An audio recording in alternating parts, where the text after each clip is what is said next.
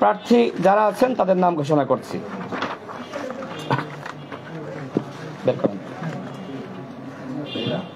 আব্দুল্লাহ হাসান, কুমিল্লা 9।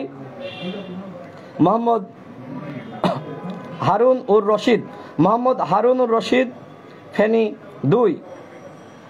মোহাম্মদ ইউসুফ, ফেনী 3। মোহাম্মদ কাউসার আলম, লক্ষ্মীপুর 1। আবুল বাসার, লক্ষ্মীপুর 2। মোহাম্মদ মোরাদ হোসেন, লক্ষ্মীপুর 3।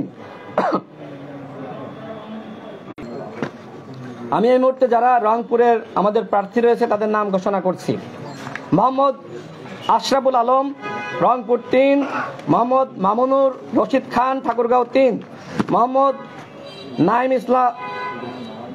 নাইম ইসলাম, লালমনিরহাট 2।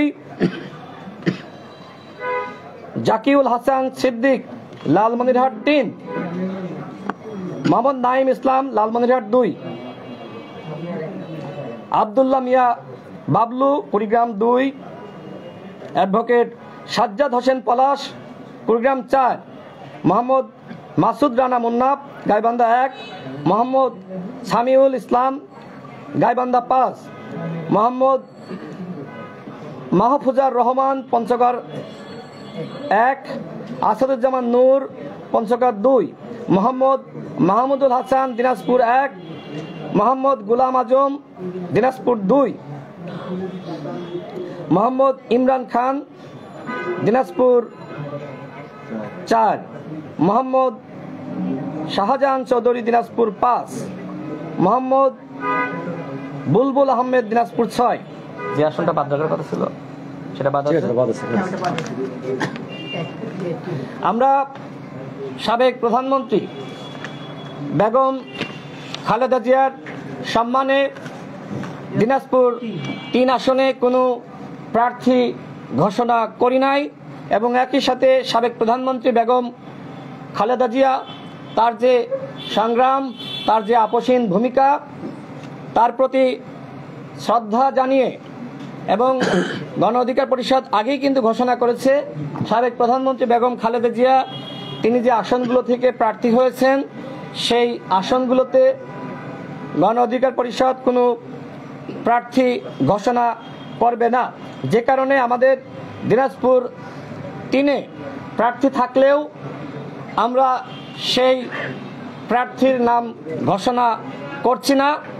সাবেক প্রধানমন্ত্রী বেগম খালেদা জিয়া তার আপসীন ভূমিকা পুরো বাংলাদেশের মানুষ দেখেছে, পুরো বিশ্ববাসী জানে তিনি যেভাবে আন্দোলন সংগ্রামে ভূমিকা রেখেছেন। আমরা তার আসনগুলোতে কোনো প্রার্থী ঘোষণা করছি না। এই মুহূর্তে আমরা খুলনা বিভাগে যারা আমাদের প্রার্থী আছে আমরা তাদের নাম ঘোষণা করছি। GM Roknuzzaman, Khulna 1। Mohammad Sohel Chowdhury, Khulna 4। ABM Ashikur Rahman, Jessore 5। Mohammad Abul Kalam Gazi, Jessore 4। Jessica মুর্শিদ প্রাপ্তি, যশোর 6।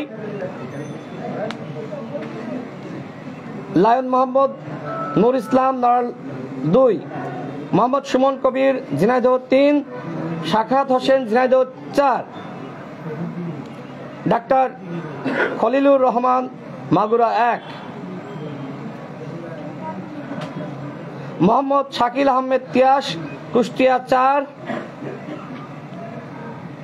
আমরা এই মুহূর্তে ময়মনসিংহ বিভাগের আমাদের যারা প্রার্থী রয়েছে, আমি তো মনে হয় ঘোষণা করছি ময়মনসিংহ, আচ্ছা, আমাদের ময়মনসিংহ বিভাগের যারা প্রার্থী রয়েছে এই মুহূর্তে তাদের নাম ঘোষণা করছি।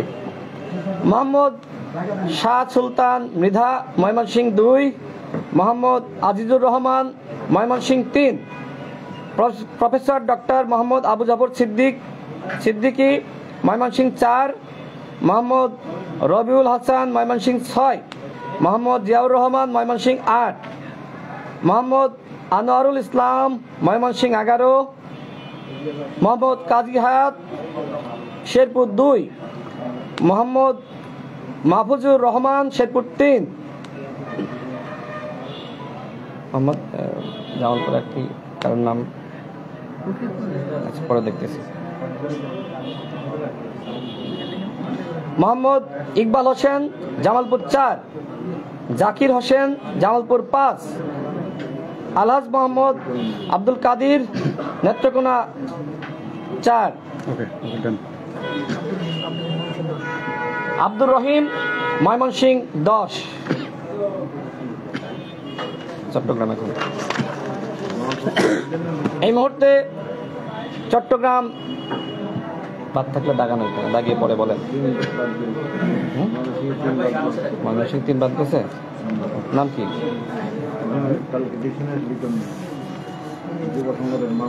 ঠিক আছে ঠিক আছে।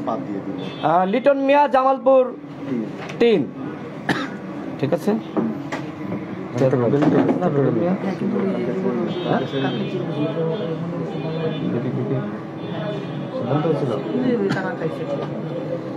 আমি এই মুহূর্তে আমাদের চট্টগ্রাম বিভাগে যারা প্রার্থী হয়েছেন তাদের নামগুলো ঘোষণা করছি। মোহাম্মদ নিজামুদ্দিন, চট্টগ্রাম 1। রবিউল হাসান তানজিম, চট্টগ্রাম 2। মাইনুল ইসলাম রুবেল, চট্টগ্রাম 4। মোহাম্মদ শোয়েব, চট্টগ্রাম 5। মোহাম্মদ বেলাল উদ্দিন, চট্টগ্রাম 7। মোহাম্মদ লুৎফুর হায়দার, চট্টগ্রাম 8। মোহাম্মদ লুৎফর হায়দার, চট্টগ্রাম 8। কামরুন নাহার ডলি, চট্টগ্রাম 9। আরিফ মাহমুদ, চট্টগ্রাম 10। মোহাম্মদ নেজামুদ্দিন, চট্টগ্রাম 11। এমদাদুল হাসান, চট্টগ্রাম 12। মোহাম্মদ মজিবুর রহমান চং, চট্টগ্রাম 13। মোহাম্মদ নাসির উদ্দিন, চট্টগ্রাম 15। মোহাম্মদ আবুল বাশার বাদশাহ, রাঙ্গামাটি 299 আসন নম্বর। S M Rokonuzzaman, Cox's Bazar 2। সাকিব হোসেন খাগড়াছড়ি থেকে নির্বাচন করবে। আমি এই মুহূর্তে আমাদের রাজশাহী বিভাগের যারা প্রার্থী হয়েছে তাদের নামগুলো ঘোষণা করছি।